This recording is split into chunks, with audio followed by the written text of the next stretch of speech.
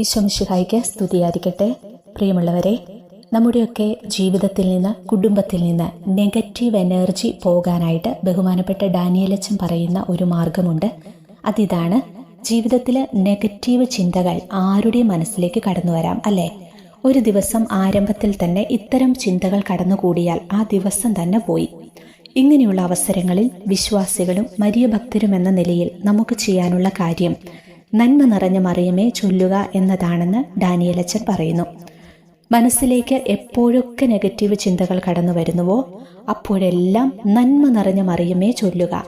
10 നന്മ നിറഞ്ഞ മറിയമേ ചൊല്ലാനാണ് അച്ഛൻ നിർദ്ദേശിക്കുന്നത്. രോഗാവസ്ഥയിലൂടെയും കടബാധ്യതകളിലൂടെയും ഒക്കെ കടന്നു പോകുമ്പോഴും മനസ്സ് നിരാശപ്പെട്ടിട്ടുണ്ടാകും. അപ്പോഴും നന്മ നിറഞ്ഞ മറിയമേ ചൊല്ലുക. മനസ്സിലേക്കപ്പോൾ നല്ല ചിന്തകൾ കടന്നു വരും, മനസ്സ് ശാന്തമാകും.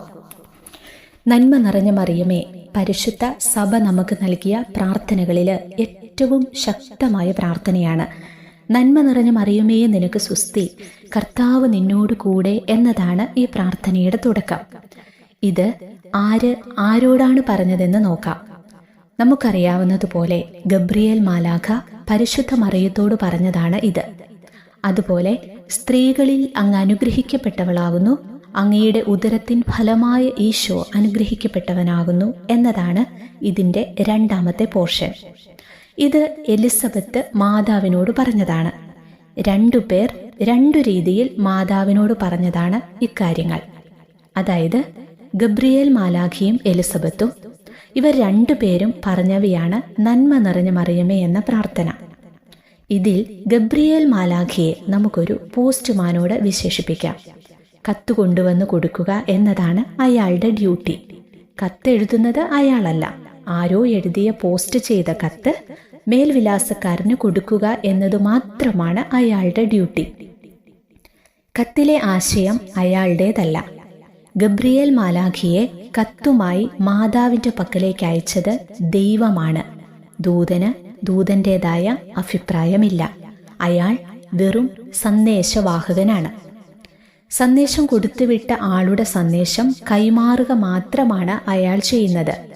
ഗബ്രിയേൽ മാലാഖ മറിയത്തിനോട് പറഞ്ഞ വാക്കുകളുടെ ഉത്തരവാദിത്തം അപ്പോൾ ആർക്കുള്ളതാണ്? അത് ദൈവത്തിൻ്റെതാണ്. നിങ്ങൾക്ക് ക്ലിയറായെന്ന് ഞാൻ വിശ്വസിക്കുന്നു. ദൈവം പറഞ്ഞു വിട്ടതാണ് ആ വാക്കുകൾ.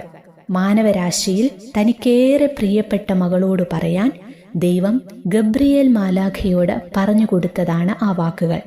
അപ്പോൾ നന്മ നിറഞ്ഞ മറിയമേ എന്നത് പിതാവായ ദൈവത്തിൻ്റെ വാക്കുകളാണ്, ഗബ്രിയേൽ മാലാഖയുടെ അല്ല. ഇനി 2ാമത്തെ ഭാഗം നോക്കാം. അതായത് എലിസബത്തിന്റെ വാക്കുകൾ. നീ സ്ത്രീകളിൽ അനുഗ്രഹീതയാണ്, നിന്റെ ഉദരഫലമായ ഈശോ അനുഗ്രഹീതൻ. ഇതാണല്ലോ എലിസബത്ത് പറഞ്ഞത്.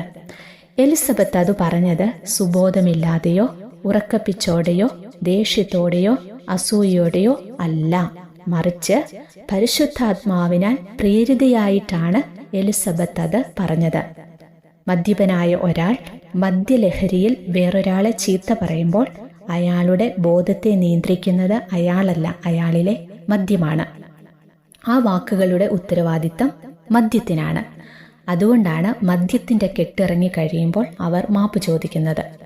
പരിശുദ്ധാത്മാവ് നിറഞ്ഞ് ഒരാൾ സംസാരിക്കുമ്പോൾ അത് ആ വ്യക്തിയുടെ വാക്കല്ല, പിന്നെ ആരുടെ വാക്കുകളാണ്? പരിശുദ്ധാത്മാവിൻ്റെ വാക്കുകളാണ്. അപ്പോൾ എലിസബത്ത് പറഞ്ഞ വാക്കുകളുടെ പരിപൂർണ ഉത്തരവാദിത്തം എലിസബത്തിനല്ല, പിന്നെ ആർക്കാണ്? പരിശുദ്ധാത്മാവിനാണ്. അപ്പോൾ പിതാവും പരിശുദ്ധാത്മാവും പറഞ്ഞ വാക്കുകളാണ് നന്മ നിറഞ്ഞ മറിയമേ. ക്ലിയർ ആയില്ലേ?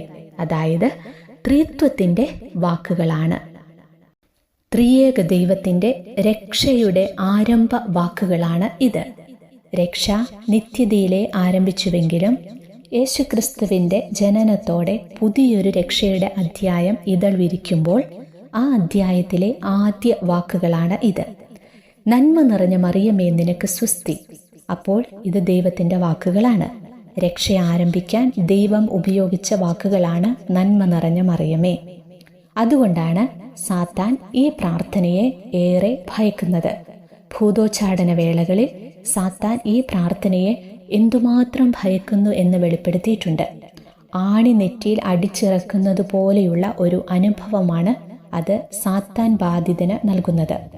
ഗബ്രിയേൽ അമോർത്ത് എന്ന സഭയുടെ ഔദ്യോഗിക ഭൂതോച്ചാടകൻ ഇക്കാര്യം വെളിപ്പെടുത്തിയിട്ടുണ്ട്. ഈ പ്രാർത്ഥന കേൾക്കുമ്പോൾ അതൊന്ന് അവസാനിപ്പിക്കാൻ സാത്താൻ ബാധിതർ അഭ്യർത്ഥിക്കുന്നത് അത് ദൈവത്തിൻ്റെ വാക്കുകളായതുകൊണ്ടാണ്. പരിശുദ്ധ മറിയമേ, തമ്പുരാന്റെ അമ്മേ. തമ്പുരാന്റെ അമ്മ എന്നതും എലിസബത്ത് പരിശുദ്ധാത്മാവിനാൽ പ്രേരിതയായിട്ടാണ് പറഞ്ഞത്. പാപികളായ ഞങ്ങൾക്ക് വേണ്ടി അപേക്ഷിക്കണമേ എന്ന് പ്രാർത്ഥിക്കുമ്പോൾ ആ പ്രാർത്ഥനയുടെ സാരാംശം ഇതാണ്: ലോകത്തിലുള്ള എല്ലാവർക്കും വേണ്ടി തമ്പുരാനോട് മാധ്യസ്ഥ്യം യാചിക്കണമേ. ലോകത്ത് 800 കോടി മനുഷ്യരാണ് ഉള്ളതെങ്കിൽ 800 കോടി മനുഷ്യർക്കും വേണ്ടിയുള്ള പ്രാർത്ഥനയാണ് അത്. കാരണം നാം എല്ലാവരും പാപികളാണ്. അപ്പോൾ ലോകത്തിലെ എല്ലാവർക്കും വേണ്ടിയുള്ള പ്രാർത്ഥനയായി നന്മ നിറഞ്ഞ മറിയമയുടെ 2ാം ഭാഗം മാറുന്നു. ലോകം മുഴുവനും വേണ്ടിയുള്ള മധ്യസ്ഥ പ്രാർത്ഥനയായി നന്മ നിറഞ്ഞ മറിയമയുടെ 2ാം ഭാഗം മാറുന്നത് ഇങ്ങനെയാണ്: ലോകത്തിന് മുഴുവനും വേണ്ടി നിങ്ങൾ മധ്യസ്ഥ പ്രാർത്ഥന നടത്താൻ ആഗ്രഹിക്കുന്നുണ്ടെങ്കിൽ നന്മ നിറഞ്ഞ മറിയമേ എന്ന പ്രാർത്ഥന ചൊല്ലിയാൽ മതി. അതിൽ ലോകം മുഴുവനും പെടുന്നു. പ്രപഞ്ചത്തിൻ്റെ ഏതെങ്കിലും ഒരു കോണിലിരുന്ന് ഒരു പാവം അമ്മച്ചിയോ അപ്പച്ചനോ നന്മ നിറഞ്ഞ മറിയമേ ചൊല്ലുമ്പോൾ ദൈവം ഒരുപാട് സന്തോഷിക്കുന്നുണ്ട്. സ്വർഗത്തിന് അത് കേൾക്കുമ്പോൾ സന്തോഷമുണ്ട്. കാരണം ലോകത്തിലേക്ക് തൻ്റെ പുത്രനെ അയക്കുന്നതിന് മറിയത്തെ തെരഞ്ഞെടുത്തുകൊണ്ട് ദൈവം പറഞ്ഞ വാക്കുകളാണ് അത്. സർവശക്തനായ ദൈവത്തിൻ്റെ വാക്കുകളാണ് അത്. നമ്മൾ പറഞ്ഞ ഒരു വാക്ക് മറ്റൊരാൾ ഉദ്ധരിക്കുന്നത് കേൾക്കുമ്പോൾ നാം എന്തുമാത്രം സന്തോഷിക്കുമോ അതുപോലെ തന്നെയാണ് ദൈവം പറഞ്ഞ വാക്കുകൾ നാം പ്രാർത്ഥനയിലൂടെ ഉച്ചരിക്കുമ്പോൾ അത് കേൾക്കുന്ന ദൈവം സന്തോഷിക്കുന്നു. ആരെങ്കിലും പറഞ്ഞത് കേട്ട് നന്മ നിറഞ്ഞ മറിയമേ ചൊല്ലാതിരിക്കരുത്. പിതാവിൻ്റെ വാക്കുകൾ, പുത്രൻ്റെ വാക്കുകൾ, പരിശുദ്ധാത്മാവിൻ്റെ വാക്കുകൾ, ലോകം മുഴുവനും വേണ്ടിയുള്ള മധ്യസ്ഥ പ്രാർത്ഥന, അതാണ് നന്മ നിറഞ്ഞ മറിയമേ. എത്രത്തോളം നന്മ നിറഞ്ഞ മറിയമേ ചൊല്ലുന്നുവോ അത്രത്തോളം ദൈവത്തിൻ്റെ സ്നേഹവും വാത്സല്യവും സാമീപ്യവും ആശീർവാദവും നമുക്ക് ലഭിക്കും. അതുകൊണ്ട് ഈ പ്രാർത്ഥന നമ്മളെപ്പോഴും ചൊല്ലണം. നന്മ നിറഞ്ഞ മറിയമേ, നിനക്ക് സുസ്തി, കർത്താവ് അങ്ങയോട് കൂടെ സ്ത്രീകളിൽ അങ്ങ് അനുഗ്രഹിക്കപ്പെട്ടവളാകുന്നു. അങ്ങയുടെ ഉദരത്തിൻ ഫലമായി ഈശോ അനുഗ്രഹിക്കപ്പെട്ടവനാകുന്നു. പരിശുദ്ധ മറിയമേ, തമ്പുരാന്റെ അമ്മേ, പാപികളായ ഞങ്ങൾക്ക് വേണ്ടി ഇപ്പോഴും ഞങ്ങളുടെ മരണസമയത്തും തമ്പുരാനോട് അപേക്ഷിച്ചു കൊള്ളണമേ. ആമേൻ.